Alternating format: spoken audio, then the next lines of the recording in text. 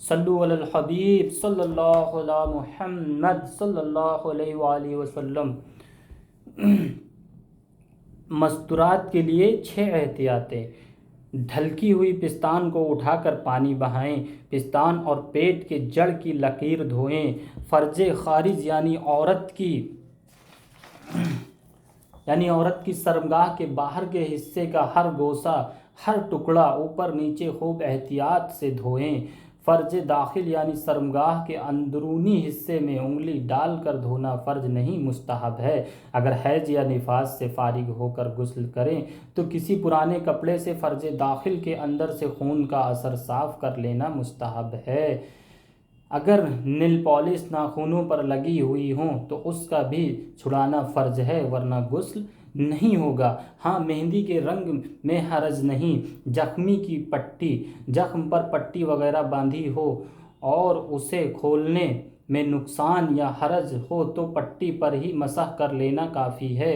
نیز کسی جگہ مرض یا درد کی وجہ سے پانی بہانا نقصان دہ ہو تو اسے پورے عضو پر مسح کر لیجئے۔ پٹی ضرورت سے زیادہ جگہ کو گھیرے نہیں ہونی چاہیے، ورنہ مسح کافی نہ ہوگا۔ اگر ضرورت سے زیادہ جگہ گھیرے بغیر پٹی باندھنا ممکن نہ ہو، مثلاً بازو پر زخم ہے مگر پٹی بازوؤں کی گولائی میں باندھی ہے، جس کے سبب بازو کا اچھا حصہ بھی پٹی کے اندر چھپا ہوا ہے، تو اگر کھولنا ممکن ہو تو کھول کر اس حصے کو دھونا فرض ہے۔ اگر ناممکن ہے یا کھولنا تو ممکن ہے مگر پھر ویسی نہ باندھ سکے گا اور یوں زخم وغیرہ کو نقصان پہنچنے کا اندیشہ ہے تو ساری پٹی پر مسح کر لینا کافی ہے۔ بدن کا وہ اچھا حصہ بھی دھونے سے معاف ہو جائے گا۔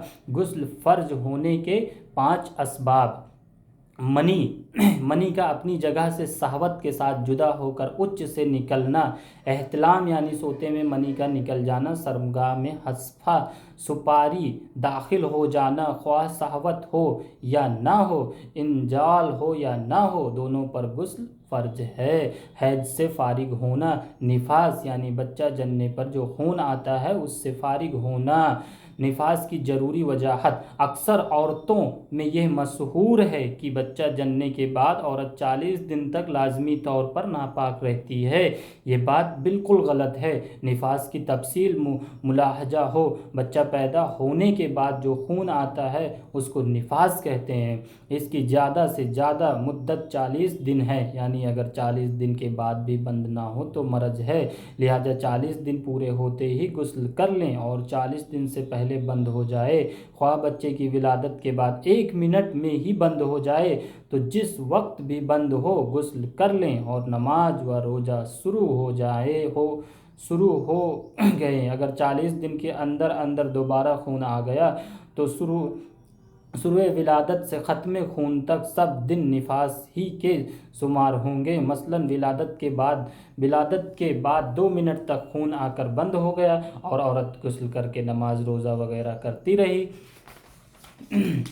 40 دن پورے ہونے میں فقط 2 منٹ باقی تھے کہ پھر خون آ گیا تو سارا چلہ یعنی مکمل 40 دن نفاس کے ٹھہریں گے۔ جو بھی نمازیں پڑھی یا روزے رکھیں سب بیکار گئیں، یہاں تک کہ اگر اس دوران فرض و واجب نمازیں یا روزے قضا کیے تھے تو وہ بھی پھر سے ادا کریں۔ 5 ضروری احکام۔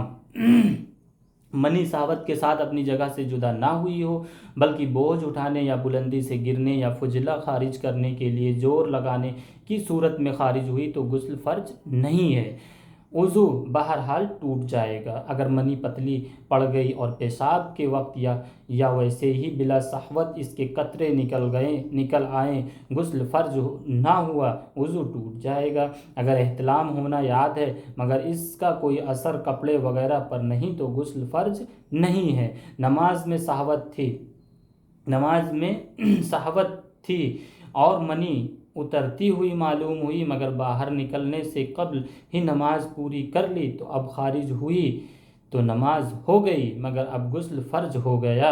اپنے ہاتھوں سے مادہ خارج کرنے سے غسل فرض ہو جاتا ہے، یہ گناہ کا کام ہے۔ حدیث پاک میں ہے ایسا کرنے والوں کو ملعون کہا گیا ہے۔ ایسا کرنے سے مردانہ کمزوری پیدا ہوتی ہے اور بارہا دیکھا گیا ہے کہ بالآخر آدمی شادی کے لائق نہیں رہتا ہے۔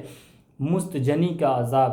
میرے آقا اعلیٰ حضرت امام اہل سنت مولانا شاہ احمد رضا خان علیہ رحمت الرحمن کی خدمت میں عرض کیا گیا، ایک شخص مجلوگ یعنی مستجنی کرنے والا ہے، وہ اس فعل سے نہیں مانتا ہے، ہر چند اس کو سمجھایا ہے، ہر چند نے اس کو سمجھایا ہے، آپ تحریر فرمائیں اس کا کیا حشر ہوگا اور اس کو کیا دعا پڑھنا چاہیے جس سے اس کی عادت چھوٹ جائے۔ ارشاد اعلیٰ حضرت، وہ گناہگار ہے، عاصی ہے، اسرار کے سبب مرتکب کبیرہ ہے، فاسق ہے، حشر میں ایسوں کی یعنی مستجنی کرنے والوں کی ہتھیلیاں گابھن یعنی حاملہ اٹھیں گی، اللہ اکبر، جس سے مجمع اعظم میں ان کی رسوائی ہوگی اگر توبہ نہ کرے، اور اللہ معاف فرماتا ہے جسے چاہے اور عذاب فرماتا ہے جسے چاہے۔